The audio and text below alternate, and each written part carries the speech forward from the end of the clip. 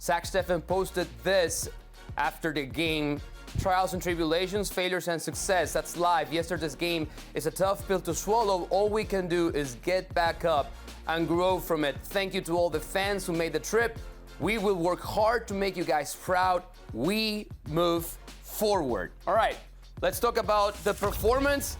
Kasey, that performance by Zack Steffen, is it something, nothing, or everything? I think it's a little bit of the middle. You know, I mean, I think the hard part is when you don't have the opportunity to then, let's say, be given 5, 6, 7 games in a row. But that's life as a goalkeeper. You have to then prove yourself. You have to, when you get that chance, when you have those opportunities, you have to really be making the coaches think, wait a minute, is this guy better than what I have? Look at this performance, not go the other way, not be thinking, oh, yeah, I see why the other guy's starting. I see why Pep Guardiola, brilliant job. I thought it was a great job for Pep to be able to come out and support his player. But at the same time, there was conversation from Pep before the semifinal that said maybe he was rethinking about the process and not playing Zack in that game. So you then have to change the manager's mind and say, no, this is why you want to play me. And not only do you want to play me in these cup games, but you want to start playing me more regularly in league games because this is what I can do for you.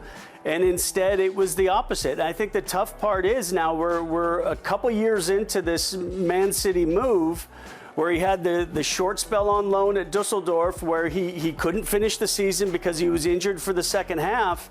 And now he's really gone a couple years right in the peak of his career where he hasn't been playing regularly. And at some point, Zack has to make a decision. Am I here for the money or am I here to play games and the money will follow if I play games? And it's a tough decision. It is because once you're retired, once you're 35, 40 years old, well, I played all these games, but, well, look at what my bank account looks like now for not playing these games. So only one person can answer that question, and that's Zack Steffen. But it's obviously not ideal going into a World Cup year when you're potentially not playing very much. You know, Case, it feels like last time you were here, we were having this exact same conversation about Zack Steffen. It was after the Panama game, and I recall saying to you, he doesn't look physically right to me. He doesn't look like a guy who's sure of his body. He had a couple moments where he came out for crosses against Panama, and it was very, very iffy, very nervous and shaky moments. Now, this is a player, as you correctly stated, that's not only not played too much, but the games that he has played, and we go back to last year's semifinal FA Cup game against Chelsea, he also gave up a bad goal then. It seems like the opportunities that he is getting on this great stage, this great platform, he's not been necessarily responding that faith in Pep Guardiola. Pep Guardiola talks about the faith, like the confidence and how the courage that he had in himself to play that way, how they need him to play that way. It's a staple of Pep Guardiola, playing out of the back with your feet. Well, guess what? This is why Zack Steffen plays with the U.S. men's national team. This is why Greg Berhalter loves him so much, because he has the ability to play with his feet. So when you have those opportunities, when you have that platform, you absolutely must take it. Take it by the horns, and he didn't. And unfortunately for Zack Steffen, whether that's physically, his well-being, or that's bad luck or just a bad day, it happened again. We just saw a week before that game, also against Liverpool for Premier League, Ederson having a very dangerous, very similar play, but in the end, he was able to get out of that riddle and was able to play on. So before we move on to the next topic, I do want to ask you about this, Kasey, because in the last 2 years, Zack Steffen has played only 4 games if we count Premier League or Champions League. Do you attribute part of these mistakes to not playing more often with Manchester City? Yeah, absolutely. Because when you play at those big games, you can't replicate them in training. It just doesn't exist. I guarantee you, Sadio Mane does not make that challenge in a five-a-side training game. But because of the situation, it's that little bit quicker. And as a goalkeeper, the most important thing you have to do is your speed of decision. And you can see that the speed of decision from Zack in the last few games that we've watched him play, either with the club or country, seems to be off. Now, I'll go back even a step and say, if he makes a good reaction save on that first header, tips it over the crossbar, if he touches that shot at the near post for the third goal around the post, and then just makes the mistake with the ball at his feet, then I'm okay. But the problem is it's not just the mistakes, it's shots that come at Zack that you think a player of his quality should be saving more consistently isn't happening. And I think that's a more worrying sign than just having a little bit of brain fog and making that mistake for the goal, albeit it's a big mistake at a big moment. If Zack Steffen gives you a call in the summer and asks you, Kasey, what do I do? Should I move on a loan? I try to be starter on a different team. What do I do? What do you tell him? Does it matter where he goes, where he lands? If he goes, he has to go somewhere and play. I mean, that's first and foremost. And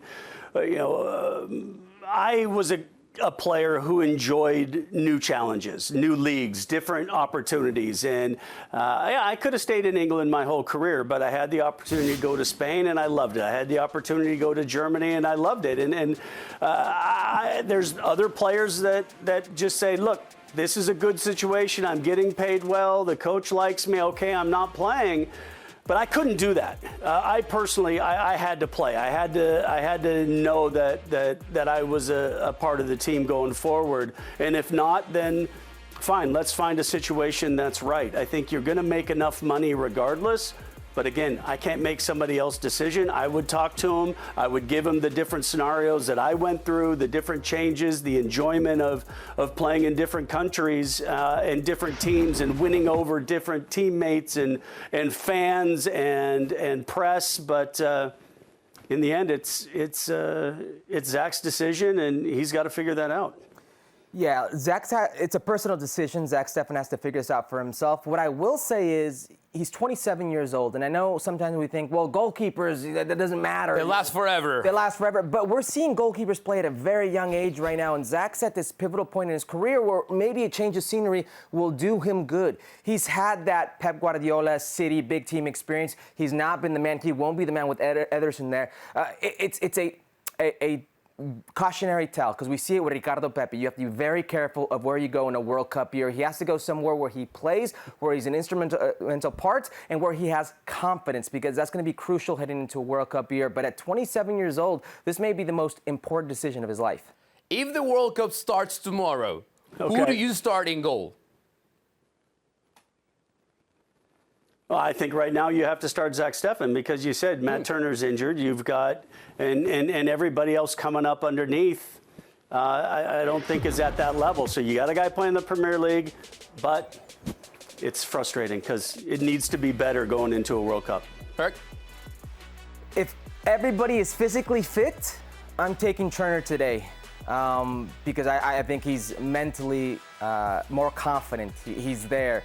That said, I think Zack Steffen's biggest problem is staying physically fit. I honestly feel what I'm seeing today is a player not sure of his body. So if that's right, Zack Steffen's got a big say in this as well. But Matt Turner is who I would go with today. Yeah, and we thought the number 9 was going to be the big discussion for the U.S. national team. Now we have another topic of conversation.